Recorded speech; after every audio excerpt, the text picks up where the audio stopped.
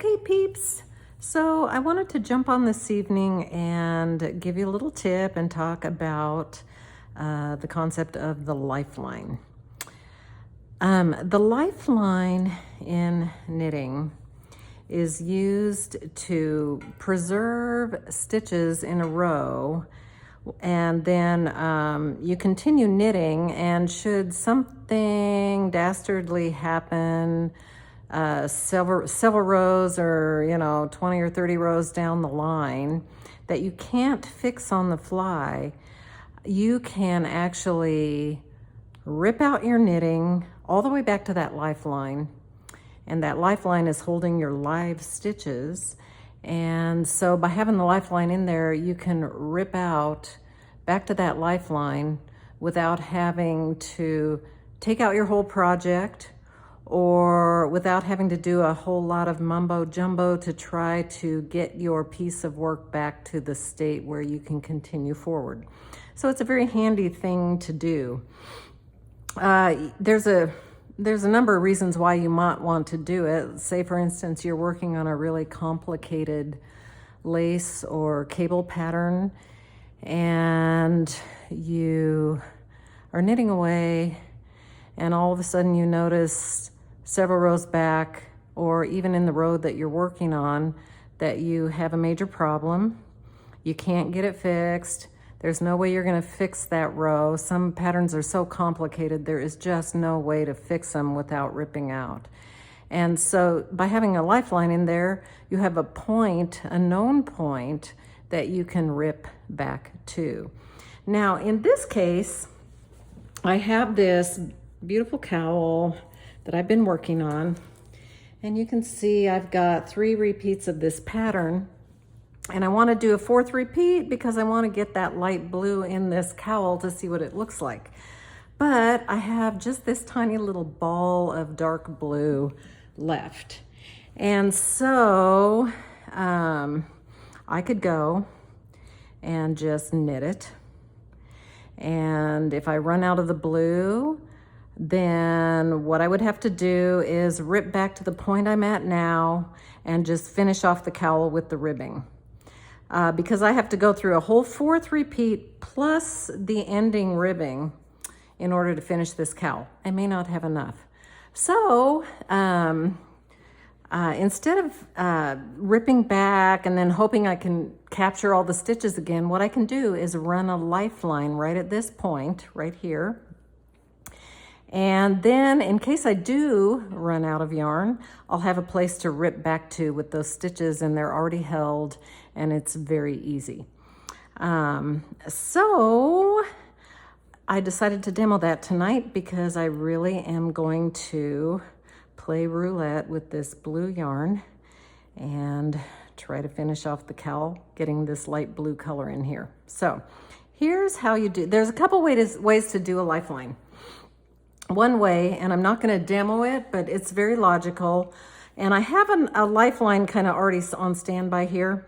I haven't put it in yet, but one way is to just take off as much yarn as you think you would need, plus some extra, to go all the way around your project, leaving some tails to work with so that nothing's going to slip out. Thread up a darning needle and just stitch by stitch thread it all the way around your project. That's one very logical way to do it. And a lot of people do it that way. With the advent, though, of interchangeable needles, it's kind of cool. So if you look, I don't know if you can see it on here. Let's see if I can get this angled up here, maybe a little bit. You'll see that on your interchangeable needles, there's this little tiny hole. Well, that little tiny hole is exactly for the purpose of putting in a lifeline. And so it allows you to put in a lifeline right while you're knitting the row that you want the lifeline to go in. So let me show you how that works. So on this other side, you can see I have already started it here.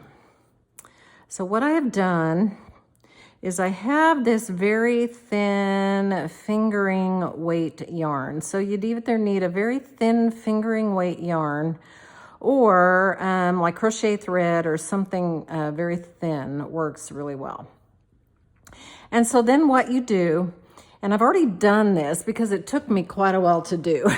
So what I did is I took that thin fingering weight yarn and I threaded it right through the hole. So I don't know if you can see that, but that it's threaded right through that little hole. And then what I'm going to do here is just kind of tie, make sure I'm not getting out of my, sorry, this is not the greatest setup tonight, but I think we can make this work. So I'm just going to tie a little knot in that. And so this is on your right hand needle tip. And then what I'm going to do is just slide those stitches right up over that thread that we just installed through the little hole. And what I'm doing here, I'm doing this on the plain knit row in this project because it's easiest. So I won't have to worry about color stranding while I'm trying to install a lifeline. So anyway, here's my lifeline. The stitches are going right over it. And then all you really have to do is just work your project. And as you're working your project, you're sliding those stitches right along the needle. And as a result, the lifeline that you've tied down to the bottom here is sliding through all those stitches. You can kind of see it there. That yellow lifeline, as I knit, is going to keep sliding through.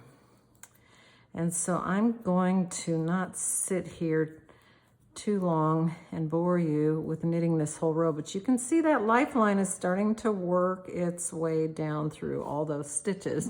I'm going to finish this row and I'll be back in a second.